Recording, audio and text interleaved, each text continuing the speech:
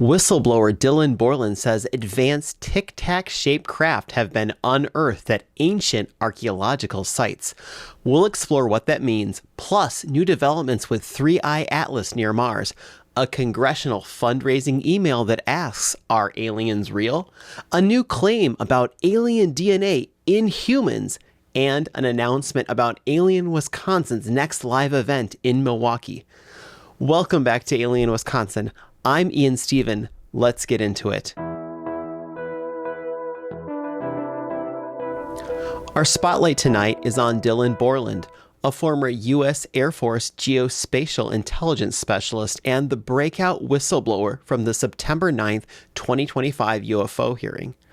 Borland risked everything to testify publicly, and by his own account, he's faced severe personal and professional consequences for stepping forward.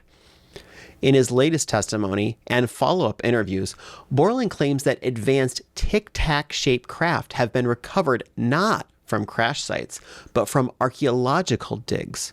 According to him, these are ancient recoveries, pristine, intact objects buried for millennia.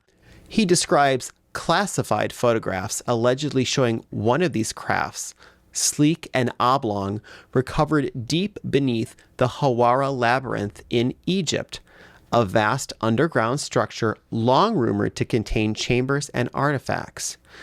Back in 2015, a high-resolution scan of the site does reveal a 131-foot-long metallic anomaly nicknamed Dippy. Borland now claims this object isn't just metal, it's engineered.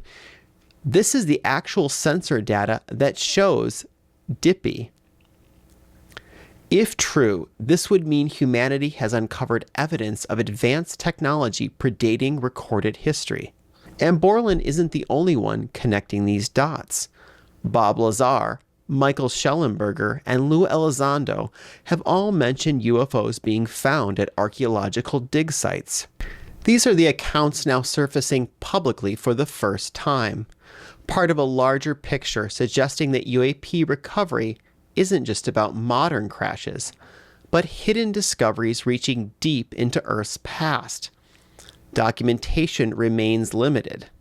We have testimony and some sensor data, but the alleged photos have not been released, and no government office has verified the existence of these sites or objects.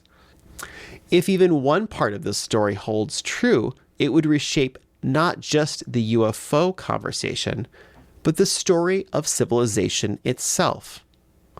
We'll continue following Borland's testimony and any evidence that comes to light in the weeks ahead.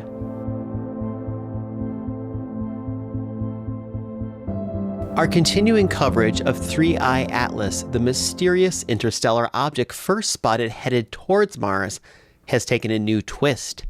As it approached the red planet, NASA's live stream briefly went offline, the timing raising eyebrows everywhere. Some believe that this was intentional, while others point out the downtime may have coincided with the recent government shutdown, making it unclear whether the loss of feed was deliberate or simply bad timing. Even with the blackout, instruments from multiple observatories captured surprising new data. Scientists say the object is now releasing large amounts of water, something unusual at this distance from the sun. While editing this week's news update, new information surfaced about 3I Atlas. The European Space Agency, or ESA, which oversees several Mars orbiters, has placed most of the data from the object's recent flyby under embargo. This surprising part is that the spectroscopic files, the ones that could really reveal what 3I Atlas is made of, are sealed until the year 2099. That's more than 70 years from now. ESA hasn't said why, and while some believe it's a simple database error, others think the data may hold something far more extraordinary. It remains active, strange, and not yet fully understood.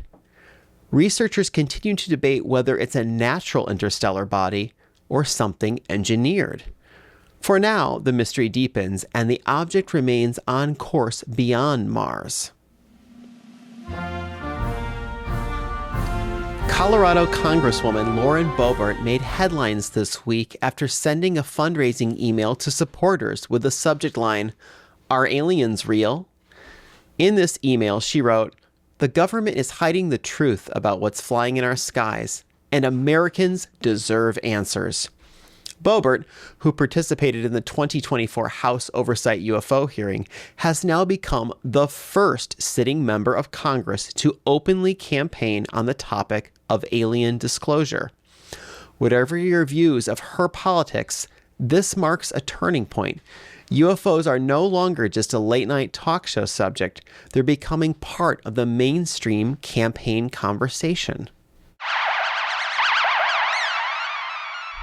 In this week's Fringe Watch, a biologist named Dr. Stephen Chin claims to have found traces of what he describes as non-human genetic markers, or alien DNA.